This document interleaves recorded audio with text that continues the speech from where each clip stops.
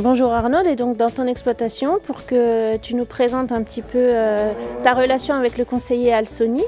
Donc tout d'abord, j'aimerais que tu te présentes. Donc Arnaud Sotti, éleveur à Neuvy-Grandchamp.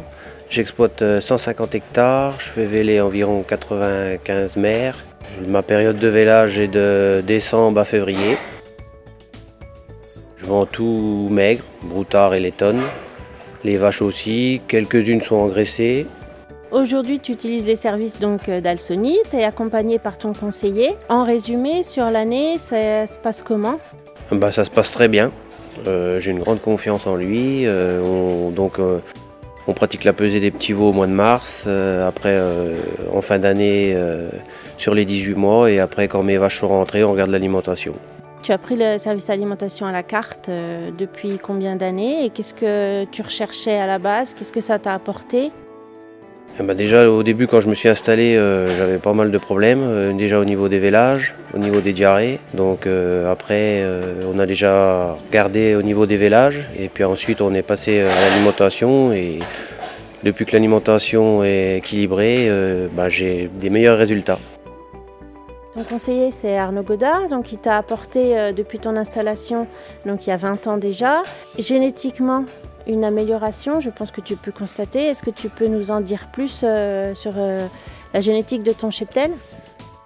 Elle avait énormément évolué, ça c'est sûr, parce qu'au départ, j'avais une écurie entravée.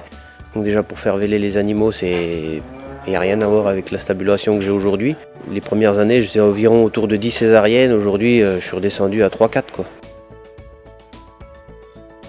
Tu produis des veaux avec tes vaches qui ont des bonnes qualités maternelles et du lait. Et l'alimentation, finalement, c'est la continuité de ce choix génétique que tu fais. C'est exactement ça, parce que les premières années, faut être franc, c'est pas ce qu'on regardait le plus, l'alimentation.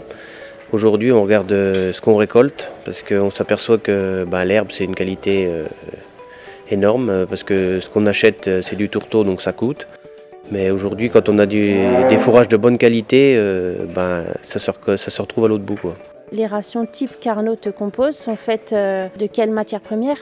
Moi, mon système est tout simple, c'est enrubanage foin.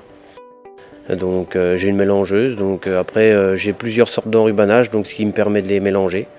Et après, suivant les années, il faut complémenter avec de la céréale et du tourteau. Quand je récolte mes fourrages, je prends de la marchandise dans un andin juste avant le passage de la presse.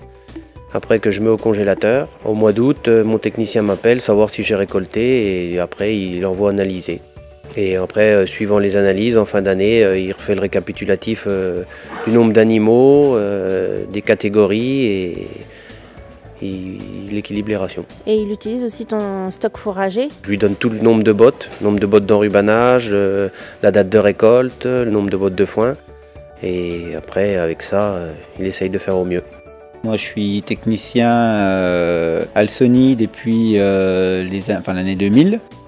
Au jour le jour, j'ai un secteur de suivi où je suis mes adhérents au niveau, notre cœur de métier, donc sur la partie génétique.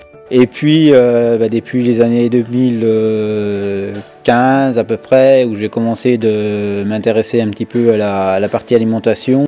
Donc Arnaud, je le suis depuis son installation. Je le connaissais déjà auparavant parce que j'avais l'occasion de le voir chez son père ou chez son oncle.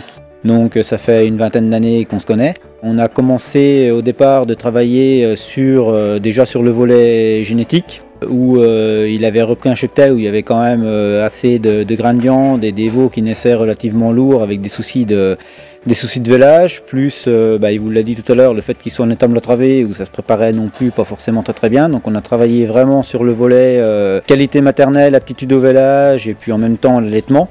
Et ensuite, dans les choix de taureaux, choix de génisses pour arriver à faire en sorte que les vélages se passent le mieux possible. Dernièrement, depuis une dizaine d'années, on a travaillé sur la conduite par la partie alimentation pour essayer de gérer au mieux cette partie-là et de mettre les animaux, de faire vraiment exprimer leur génétique de qualité maternelle par la conduite à côté. Je lui avais donné aussi 2-3 petites pistes conseil quand il a fait son nouveau bâtiment, là, notamment sur l'eau, pour arriver à faire en sorte que ces rations soient bien valorisées. Dans toute performance, il y a une part de génétique et une part de conduite, donc il faut avoir les deux pour que la génétique, pour le coup, s'exprime au mieux. Et oui, l'alimentation, c'est un volet sur lequel on peut réellement jouer parce qu'on peut, comme en humaine, on peut induire ou éviter plein de choses avec l'alimentation. C'est-à-dire que sur les soucis de vélage, sur les diarrhées ou sur des choses comme ça, si on a une alimentation bien équilibrée, ça se passe mieux que si c'est déséquilibré. Et un autre point important, c'est que la charge d'alimentation dans une exploitation, elle est quand même, c'est un des plus gros postes. Donc il faut essayer de la gérer au mieux possible et puis déjà essayer de travailler avec les fourrages qu'on peut récolter pour avoir quelque chose de qualité et en quantité. Et après, suivant les années climatiques et puis suivant ce qu'on a pu faire, équilibrer pour que les vaches soient au mieux possible. Alors concrètement, le service alimentation, il est un petit peu découpé en plusieurs choses. C'est-à-dire que le CATIP, on vient, on prélève déjà les fourrages pour avoir une idée de leur valeur. Ensuite, on demande les stocks à l'éleveur pour travailler au maximum avec ses stocks de fourrage et déjà voir si son bilan fourrager est équilibré par rapport au nombre d'animaux qu'il a hivernés et puis voir si ça va passer et comment on peut organiser les choses. Ensuite, en fonction de la valeur des fourrages, on essaye d'orienter les meilleurs fourrages sur les jeunes catégories ou de faire une combinaison de fourrages pour éviter au maximum de se servir de complémentation.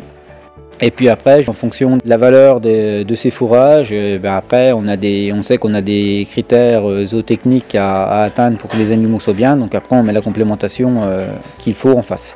Ensuite on a un passage au cours de l'hiver aussi dans l'élevage avec des outils ALIM où on réalise un petit peu des prélèvements pour voir justement comment les vaches se comportent par rapport à la ration qu'on a fait. Parce que c'est elles qui sont à la limite les meilleurs indicateurs. On peut avoir quelque chose de très bien sur l'ordinateur avec le logiciel au niveau de l'équilibre et puis que les vaches ne réagissent pas forcément de la même façon pour X raisons.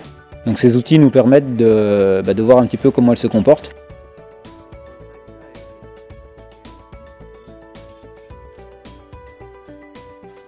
Arnaud, on voit que ton conseiller Alsony est quand même assez présent. Du départ de ton installation à aujourd'hui, il a commencé par un aspect génétique suivi du contrôle de performance, l'alimentation. Au fil de ces 20 années, finalement, il est rentré dans la famille. Humainement, comment ça se passe avec lui? Très bien. Déjà, ça nous permet d'avoir une relation, d'avoir des conseils. De temps en temps, quand on a une question à poser, on n'hésite pas à prendre le téléphone et puis on lui passe un petit coup de fil. Donc s'il peut nous répondre, il nous répond. Et après, moi aujourd'hui, si j'en suis là, c'est un peu quand même, ça m'a bien aidé, on va dire.